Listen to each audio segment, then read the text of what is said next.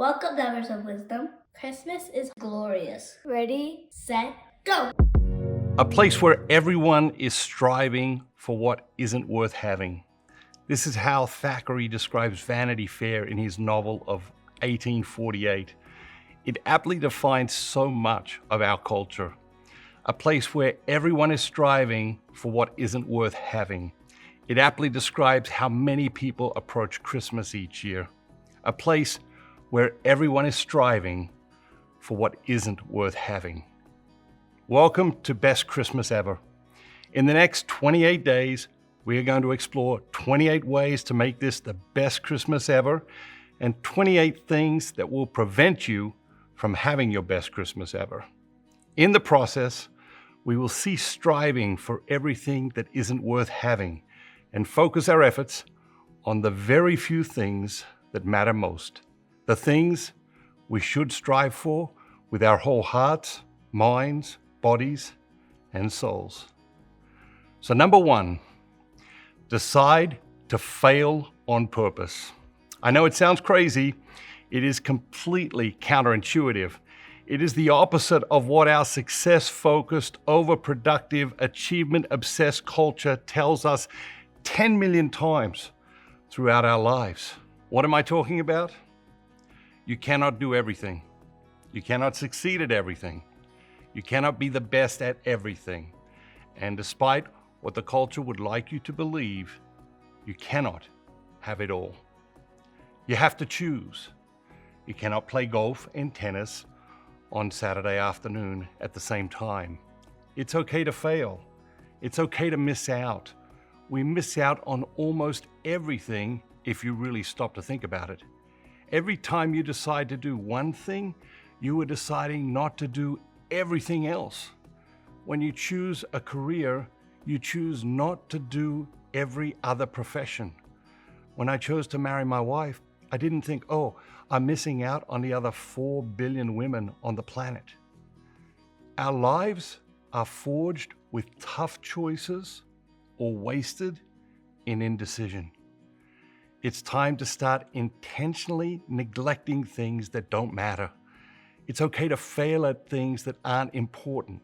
It's necessary, it's wise, it's the only sane thing to do in a world full of unlimited options.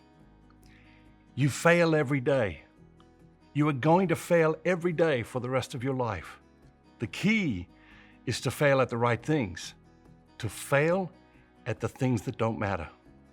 So as we begin this journey toward Christmas, take a few minutes and identify what really matters this Christmas. Don't make a long list.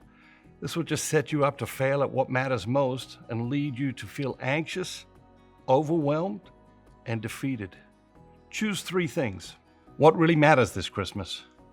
Your 3 things might be host a wonderful family gathering, have a powerful encounter with God on Christmas Day at church, make this an amazing Christmas for someone else. That might be your 3 things. This kind of clarity is liberating. By getting clear about the most important things, you begin to realize that there are a great many things that it is okay to fail at because they don't matter that much. You can then decide what to intentionally neglect. You can decide what to intentionally fail at. Whatever 3 you decide upon, keep them at the top of your to-do list as you journey toward Christmas this Advent. You probably won't get it right the first time, and you can change it as you reflect more in the coming days. But resist the temptation to add to this list of 3. Keep the list at 3. There will be other important things, but these are the 3 most important things. If you want to put something else on the list, you have to take something off the list. This simple 3-item list will help you remain clear about what matters most this Christmas. Keep another list with the dozens of things you need to do to prepare for Christmas, but at every point between now and Christmas, be clear about the 3 things that matter most. Every time you feel obliged, compelled, or guilted into doing something for Christmas, reflect on your top 3 priorities and ask yourself, Am I giving these enough time and attention? Things that matter most should never be at the mercy of things that matter least, was Goethe's observation, but we let it happen all the time.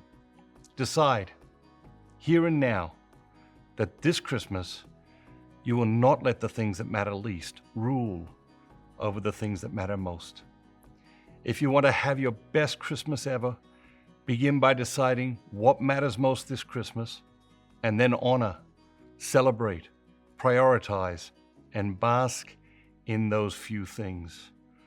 Release yourself from the tyranny of the trivial many and adopt the wisdom of the vital few. Are you excited for your best Christmas ever? I know I am. But before you go, let's talk about how to avoid your worst Christmas ever.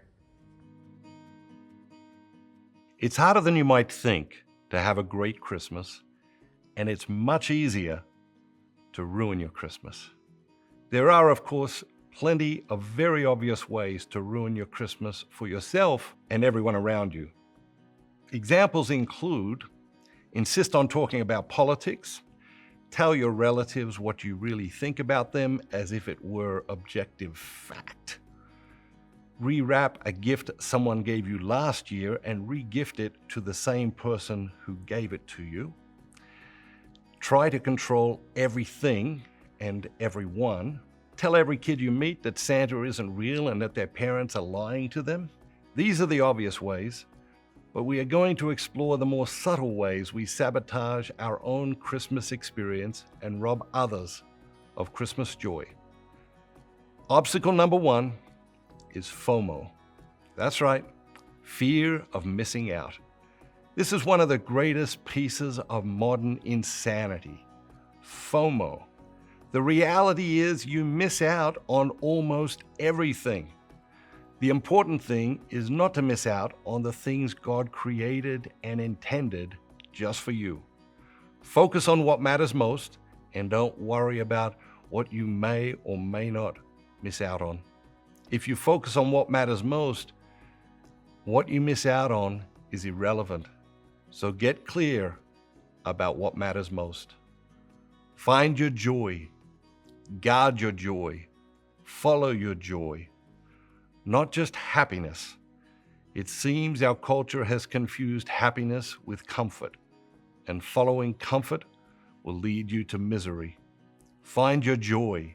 Cherish your joy. Guard your joy. And follow your joy. Busy is not your friend. Only a toxic friend leaves you feeling anxious, overwhelmed, discouraged, exhausted, stressed out, inadequate, and resentful. It's time to take our lives back from this tyrant we call busy. It's time to slow down to the speed of joy. Click the button below to join the Ambassadors Club today, and we will send you a free copy of my new book, Slowing Down to the Speed of Joy.